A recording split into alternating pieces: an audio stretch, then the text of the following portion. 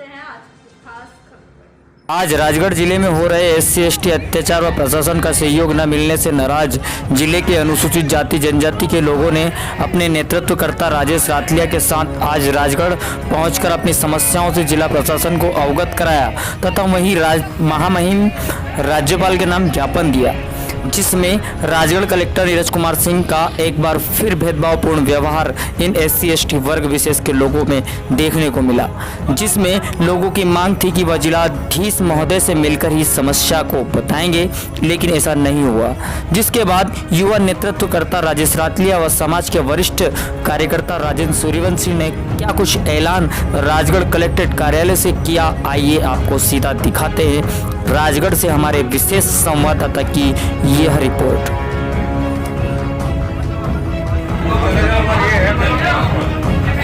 देखो साथियों, माननीय मैडम महोदय ये कह रही हैं कि आप लोग शांति से ज्ञापन दे दें और कलेक्टर महोदय से प्रतिनिधि मंडल मिल ले, तो आप लोग चाहें तो हम 5-7 लोग अंदर जाके माननीय कलेक्टर महोदय चर्चा कर सकते हैं। चले जाए जो आपकी आवाज है वही आवाज कलेक्टर साहब के सामने रखेंगे और यदि कलेक्टर साहब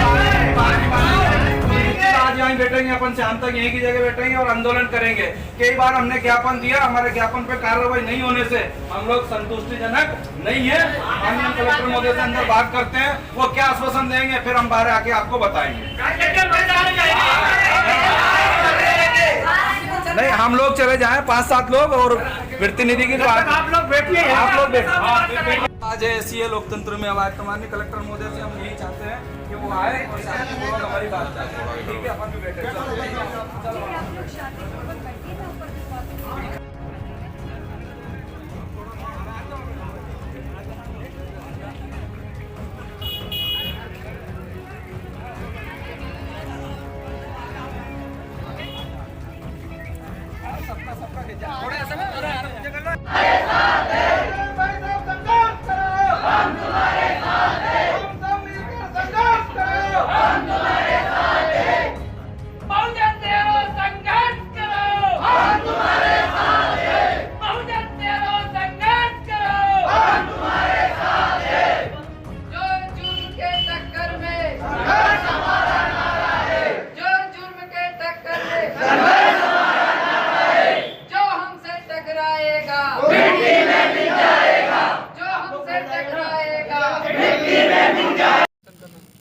सर, आज जो आप राजगढ़ कलेक्टेड आए हैं, किस संबंध में आए थे सर? देखिए, लंबे समय से राजगढ़ जिले के अंदर अनुसूचित जाति जनजाति पर हो रहा है अन्याय अत्याचार जुल्म जाति के खिलाफ में हमारे साथियों ने पूर्व में भी, जैसे हमारे राजेश भाई ने बताया, पहले भी हमने ज्ञापन दिया गया था। उस पे जिला प्रशासन ने कोई ध्यान नहीं दिया और हमारे ज्ञापन को कचरे की टोकरी में उन्होंने डाल दिया। कुछ खास मुद्दों को लेकर के आज पुनः अनुसूचित जाति जनजाति भाइयों के जो तमाम, हमारे राजेश भाई ने जैसा बताया है कि दलितों की ज़मीनों पर प्रशासन कब्जा करवा रहा है दबंगों का और खुद प्रशासन कर रहा है, वहीं पर कुछ अन्य लोगों की भी OBC के लोगों की जो ज़मीनें हैं वही अतिक्रमण कर रखा, लेकिन उनका अतिक्रमण नहीं तोड़ा गया। और कई जगह हमारे अनुसूचित जाति जनजाति पर SC/ST एक्ट के तहत मुकदमा दर्ज है, लेकिन अभी तक गिरफ्तारी नहीं हो रही है। इन्हीं सारी बिंदुओं को लेकर के आज जिला कलेक्टर महोदय के यहाँ पर अनुसूचित जाति जनजाति के साथी ज्ञापन देने के लिए आए थे, जिसमें हमारे राजेश भाई, अशोक भाई, हेड साहब और तमाम हमारे साथीगण ने ज्ञापन दिया है। और हम लोग 8 नहीं, मैं तो कहूँगा कि 15 दिन के लिए मोहलत देते हैं हम जिला प्रशासन को।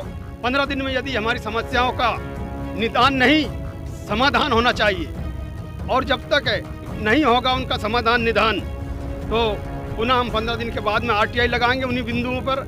RTI के तहत हम जानकारी मांगेंगे और फिर हम अपने समाज को जगा करके पुनः भारी तादाद के साथ में जिला कलेक्टर को और जिला प्रशासन को घेरने का काम करेंगे।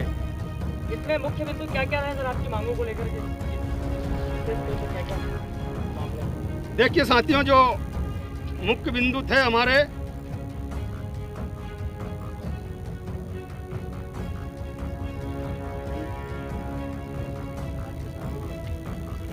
मुख्य बिंदु है इसमें कि ग्राम मोहनपुरा कॉलोनी तहसील पचौर में चरणों की भूमि पर गांव के कुछ लोगों ने कब्जा किया है, उसको अतिक्रमण से हटाया जाए। अगला हमारा बिंदु है कि मोहनपुरा से देवाजी नगर तक मुरलीकरण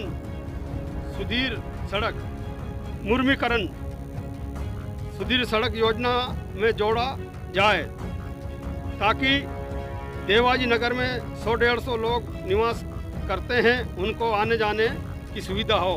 नीमच में ये खास समस्या हमारी नीमच की है साथियों, कि नीमच में सिंगोली थाना क्षेत्र का गांव अदकला के गांव के लोगों ने एक आदिवासी कन्हैयालाल भील उम्र 35 वर्ष को पिकअप गाड़ी से हाथ पैर बांधकर, आप लोगों ने वीडियो भी देखा होगा साथियों, हाथ पैर बांधकर कई किलोमीटर तक घसीटकर मौत के घाट उतार दिया है।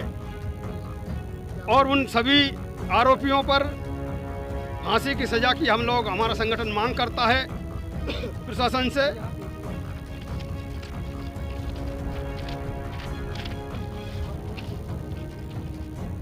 अगला पॉइंट है हमारा जो चर्चित है कि ग्राम करवा तहसील नरसिंहगढ़ में मेघवाल सेवा समिति द्वारा वर्षों से बाबा रामदेव जी के मंदिर एवं बाबा साहब के पार्क के लिए कब्जा कर रखा है। श्रीमान जी से निवेदन है कि बाबा रामदेव जी के मंदिर एवं पार्क के लिए भूमि आवंटित की जाए। और अन्य संलग्न कई समस्या हैं और इन समस्याओं पर पुनः कार्रवाई के लिए अग्रसित की गया है। हमने जो ज्ञापन है उसको अभी क्या कुछ आश्वासन दिया है साहब के माध्यम से? अभी हमें माननीय एसडीएम महोदय ने 8 दिन का समय दिया है कि 8 दिन में हम कार्रवाई करेंगे आपकी जो जायज़ समस्या है उनके लिए।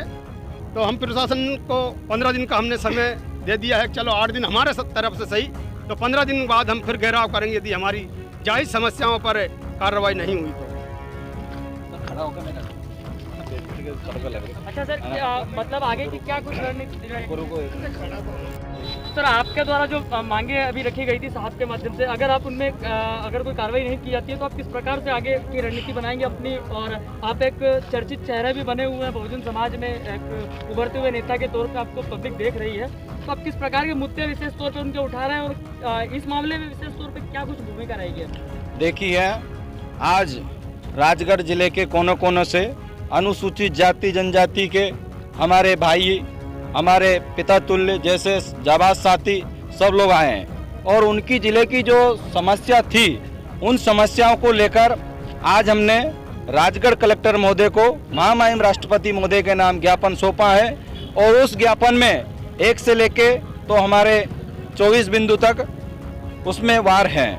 मुख्य हमारा बिंदु क्या था, जैसे राजगढ़ जिले में अनुसूचित जाति जनजाति की जमीनें पर दबंगों का कब्जा, यूं कहे कि भ्रष्टाचारियों का कब्जा, और उस कब्जे को हटाने के लिए हमारा वर्ग अनुसूचित जनजाति के लोग सरकारी दफ्तरे में घूम घूम कर चप्पल तोड़ देते हैं, लेकिन यहाँ के गूंगे बहरे कलेक्टर को ये जानकारी नहीं है कि इनकी समस्या का निदान किया जाना चाहिए।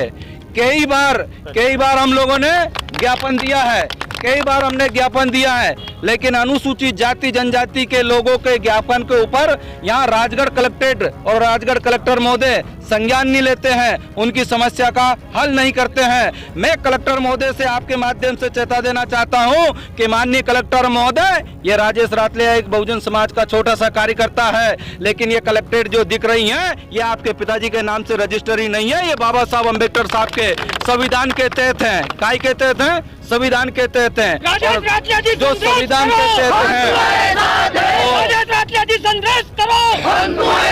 हैं, जो समस्या बहुजन समाज की अनुसूचित जाति के लोगों की है, हमने उनसे मांग करी है कि आप बिना राजनीतिक दबाव में आप जिस कुर्सी पे बैठे हो वो लोकतंत्र की कुर्सी है, उस पे निष्पक्ष हमारे वर्ग, हमारे अनुसूचित जनजाति के भाइयों बहनों की जो समस्या है उन समस्या को समाधान करा जाए, नहीं तो वापस हम लोग 8 या 15 दिन के अंदर आएंगे और फिर आपको कलेक्टर कुर्सी से नीचे लाकर जनता के बीच में पूछेंगे कि आपने हमारी समस्या का क्या हल किया है। मैं दावे से कह सकता हूं कि हम लोग आंदोलन की लड़ाई लड़ना जानते हैं और हमारे वर्ग के लिए रोड से चलकर जेल भी जाना पड़े तो ये समाज तैयार है और मैं भी तैयार हूं, लेकिन हमारे बहुजन समाज के साथ अन्याय नहीं होने देंगे। इसमें बहुत सारी समस्या है, जैसे महिला बाल विकास में राजगढ़ जिले में हो रहा फर्जीवाड़ा। 22/9/2020 की नियुक्ति के अनुसार जो नियुक्तियां हुई है राजगढ़ जिले में, उनमें 28/9/2020 का आदेश का हवाला देकर अनुसूचित जनजाति के ही आंगनवाड़ी कार्यकर्ता हैं, उनका लेटर रोक रखा है। जो पिछड़ा वर्ग सामान्य कास्टी के लोग हैं उनको लेटर दे दिया है। ऐसा भेदभाव माननीय कलेक्टर महोदय क्यों करते हो? क्यों आपके अधिकारी द्वारा करवाते हो? ऐसे अधिकारी को तो मैं कहना चाहता हूं कलेक्टर लायक नहीं है, चपरासी के लायक भी नहीं है, इनको कुर्सी छोड़ देना चाहिए। जो बहुजन समाज को न्याय नहीं दिला सकता है वो कलेक्टर की कुर्सी लायक आदमी नहीं है। अच्छा, अभी राजेश जी, जैसा अभी देखने में आया है कि वर्तमान में जो जिला प्रशासन जो चल रहा है वो राजनीतिक दबाव में चल रहा है, ऐसा लोगों का आरोप भी है। बहुत बहुत धन्यवाद, बहुत अच्छा कहा आपने। राजगढ़ जिले में यही हाल हो रहा है। टोटल प्रशासन के लोग सत्ता के दबाव में आकर उल्टे सीधे काम करते हैं, नियम विरोध कार्रवाई करते हैं, नियम अनुसार कोई कार्रवाई नहीं करते हैं। यदि नियम अनुसार कार्रवाई करते हैं तो आंगनवाड़ी की ये लिस्ट रखी है, इसमें 22/9/2020 के आदेश अनुसार जो नियुक्तियां हुई है उनको लेटर देना चाहिए। और अनुसूचित जनजाति पर राजगढ़ जिले में अत्याचार हो रहा है, उस अत्याचार को भी संज्ञान नहीं लेते हैं और उनकी समस्या का निदान नहीं करते हैं। कई बार मैंने एसपी साहब से बात करी है, डीएसपी से बात करी है, टीआई से बात करी है थाने के मामले में, लेकिन क्या कहते हैं रातले जी हमने आवेदन लेकर रख लिया है और निश्चित जांच करेंगे। मैं कहता हूं एसपी साहब, टीआई साहब, आवेदन लेकर आप रख लेते हो, वो महीनों बीत जाते हैं, आप महीनों बीत जाते हैं, लेकिन आवेदन की जांच पूरी नहीं होती है। आने दो, हमारी सरकार तुम्हें ऐसे भेजेंगे कि तुम्हारा कभी पता भी नहीं चलेगा। राजेश जी, आने वाले समय में आप भी एक उभरते हुए नेता के तौर पर राजगढ़ जिले में देखे जा रहे हैं और बहुजनों में विशेष तौर पर आपकी बहुत चर्चाएं चल रही है। तो ये आज जो वर्तमान में राजगढ़ जिला जिस प्रकार से पॉलिटिकल दबाव में आकर के काम कर रहा है, जिस वक्त आप सरकार में आ जाएंगे, आप किस प्रकार से दलित और बहुजनों के हितों के लिए काम करेंगे? देखिए, सरकार का जो रवैया है वो लोकतंत्र के दायरे में रखे करना चाहिए, क्योंकि भारतीय संविधान ये कहता है सबका अधिकार। क्या है? सबका अधिकार। हम यदि सरकार में आएंगे, हमारी सरकार आएगी, तो मैं तो ये कहना चाहता हूं जिसकी जितनी संख्या भारी उसकी उतनी हिस्सेदारी, ये होना चाहिए। क्या होना चाहिए? ये होना चाहिए। और मैं आपके चैनल से ये अवगत करा देना चाहता हूं कि राजगढ़ जिले के अनुसूचित जाति जनजाति के लोगों की जो समस्या है, इस समस्या पर कलेक्टर महोदय को संज्ञान लेना चाहिए, नहीं तो हम लोग अब चैन की सांस से बैठने वाले नहीं हैं। हम ऐसे अत्याचारी करने वाले लोगों को, हमारा वर्गों को साथ में लेकर अनुसूचित जनजाति की टीम बनाकर न्याय के लिए ईंट से ईंट बजा देंगे, लेकिन घर चैन से नहीं बैठेंगे। मिले हैं, आप उनको क्या कुछ संदेश देना चाहेंगे? देखिए, हम राजगढ़ जिले में बहुजन समाज के युवा साथियों को यही संदेश देंगे कि आप लोग घर से निकलें और घर से निकलकर अनुसूचित जनजाति के लोगों की लड़ाई लड़ने के लिए हमारा सहयोग करें। जो लड़ाई लड़ रहे हैं उनका सहयोग करें। निश्चित आप लोग सहयोग देंगे तो न्याय मिलेगा और बहुजन समाज की जीत होगी, ये अपील करता हूँ। बाकी तमाम खबरों के लिए बने रहिए हमारे साथ। चैनल को लाइक, शेयर एंड सब्सक्राइब जरूर करें।